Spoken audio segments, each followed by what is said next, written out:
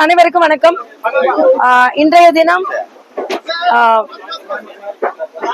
தெலுங்கானா, ஆந்திர பிரதேஷ் மற்றும் கர்நாடகாவை சார்ந்த சகோதர சகோதரிகளுக்கு எனது உளம் கனிந்த யுகாதி வாழ்த்துக்களை தெரிவித்துக் கொள்கிறேன்.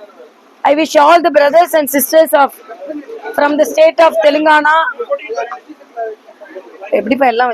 Telangana, Andhra Pradesh and Karnataka a happy Ugadi.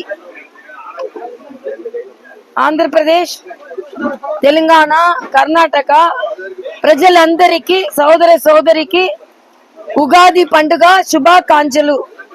మీ అందరూ ఆనందంగా సంతోషంగా ఆరోగ్యంగా ఉండాలని నేను దేవుడిని ప్రార్థిస్తున్నాను. 3 மொழியில இன்னைக்கு சொல்லியிருக்கேன் வாழ்த்து. இது ஒண்ணு சகோதர மொழி, ஒண்ணு தாய்மொழி, ஒண்ணு உலக மொழி. ஆக இங்க எங்கேயுமே மொழி திணிப்பு இல்லை.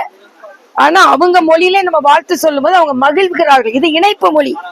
இன்னைக்கு கூட பிரதமருக்கும் முதல்வருக்கும் உள்ள வித்தியாசம் என்னன்னா, இன்னைக்கு மன் கி பாத்ல பிரதமர் தமிழ் புத்தாண்டு வாழ்த்துக்கள் வரைக்கும் எல்லா மொழியும் சொல்லி அது இணைப்பு மொழி அப்படின்னு சொல்றாரு. ஆனா முதல்வர் தென் மாநில மொழிகளை வைத்து பிரிக்க முடியாதுன்னு பேசுறார். அப்ப பிரதம அமைச்சர் தமிழ் வாழ்த்து உட்பட தெலுங்கு வாழ்த்து உட்பட சொல்லி மொழி நம்மை இணைக்கிறதுன்னு சொல்றாரு. ஆனா முதலமைச்சர் இன்னைக்கு யுகாதி வாழ்த்து சொல்ற நேரத்துல கூட வடக்கு தெற்கு என்று பிரிக்கிறார். இது எப்படி சரியாகும்? நாம தமிழ் மேல் உயிரை வைத்திருக்கிறோம். ஆனா அதே நேரத்துல மத்த மொழியை மதிக்காம நாம இல்ல. ஆக இந்த சகோதரத்துவத்தை சீர்குலைக்கின்ற வேலையை தமிழக முதலமைச்சர் செய்து கொண்டிருக்கிறார். தயவு செய்து இதை நிறுத்த வேண்டும். இன்னைக்கு அழகா பிரதமர் சொன்னார், தமிழ் உட்பட சொன்னார். இந்த மனநிலையை நாம பெற வேண்டும். இப்படி சொல்வதனாலே உடனே தமிழுக்கு எதிரானவர்கள் இல்ல, தமிழுக்கு ஆதரவானவர்கள். தமிழ் பாரத தேசம் முழுவதும் போகணும். உத்தரப்பிரதேசத்துல மத்திய பிரதேசத்துல ஒருத்தர் 3வது மொழியாக தமிழை எடுத்து படிக்க முடியும் என்பதுதான் புதிய கல்விக் கொள்கை. அதனால் நீங்க அதை பின்பற்ற வேண்டும் என்பதை நான் கேட்டுக்கொள்கிறேன்.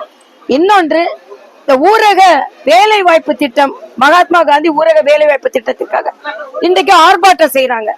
பாராளுமன்றத்துல அமைச்சர் கனிமொழி அவர்களின் கேள்விக்கு உத்தரப்பிரதேசத்தோட அதிகமா கொடுத்திருக்கோம், ஆனா ஒரு 4000-5000 கோடி ஏன் கொடுக்க முடியலன்னா சில விதிமுறை மீறல்கள் இருக்கிறது, சில சந்தேகங்கள் இருக்கிறது, கணக்குல சந்தேகம் இருக்கு. அந்த கணக்கு சந்தேகத்தை நாங்க சரி செய்த பின்பு கொடுக்கிறோம். ஆனா நரேகா திட்டத்தை வரைக்கும் கொடுக்கறதுக்குள்ள வட்டியோட கொடுக்க முடியும். ஆக ஒரு முறைகேடுன்னு தெரிஞ்சா கூட அந்த கணக்கு பார்க்க கூடாதுன்னு சொன்னா எப்படி? மரியாதைக்குரிய எம்ஜிஆர் காலத்துல இருந்து திமுகவுக்கு கணக்குன்னு கேட்டாலே கோபம் வந்துடும். கணக்குன்னு இவங்க பிணக்க ஆரம்பிச்சிருவாங்க. ஆக ஒரு சரி செய்த அப்புறம் கொடுக்கறோம்னு சொல்றாங்க. ஆக நீங்க ஊழல் செய்து கொண்டே இருப்பீங்க. கொடுத்த பணம் சரியாக பெண் தொழிலாளர்கள் உட்பட அவர்களுக்கு கொடுக்கப்பட்டதா? இன்னைக்கு பிரதமர், இன்னைக்கு முதலமைச்சர் வெயில வேகாம வேலை செஞ்சவங்களுக்கு சரியா பணம் கொடுக்க மாட்டாங்கன்னு சொல்றாங்க. இல்ல, போதிய அளவுக்கு நிதி கொடுக்கப்பட்டு விட்டது. குறிப்பிட்ட நிதி ஏன் கொடுக்கப்படவில்லை என்றால் அதில் விதிமுறை மீறல்கள் இருக்கிறதா என்று சந்தேகம் எழுந்திருக்கிறது. ஊழலே நடக்கலன்னு சொல்லுங்க, நிதி இல்லையா, மனது இல்லையா அப்படின்னு முதல்வர் கேட்கிறார். ஊழல் இல்லையான்னு பதில் சொல்லுங்க. ஆக எல்லாமே மக்களின் வரிப்பணம் தான். அதிகாரிகளும் மற்றவர்களும் சுருட்டுவதற்கு மக்கள் வரி பணம் இல்லை.